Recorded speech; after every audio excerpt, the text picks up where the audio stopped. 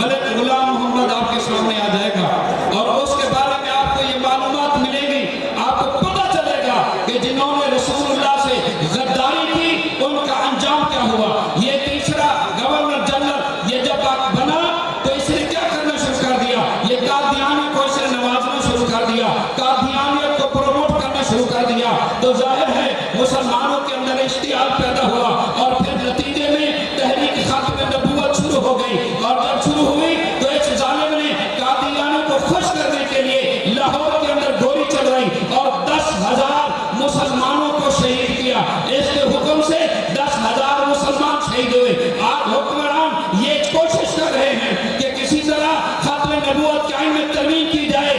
یاد رکھو کہ اس کے قانون کے اندر ترمیم نہیں ہو سکتی، کیوں؟ اس لیے کہ اس کے اندر 10,000 سے زیادہ مسلمانوں کی لہو، مسلمانوں کی شہادتیں موجود ہیں، لہذا اس قانون میں ترمیم نہیں ہو سکتی۔ تو دوستو اس نے قادیانیوں کو نوازا، خوش کرنے کے لیے 10,000 مسلمانوں کو شہید کیا۔ جب مرنے کا قریب ٹائم آیا 1956 میں اس نے وصیت لکھی، کردار بھی دیکھو اور خواہش بھی دیکھو۔ اس نے وصیت لکھی، اس نے کہا کہ میں جب مر جاؤں تو میری قبر مدینہ منورہ میں بنانا۔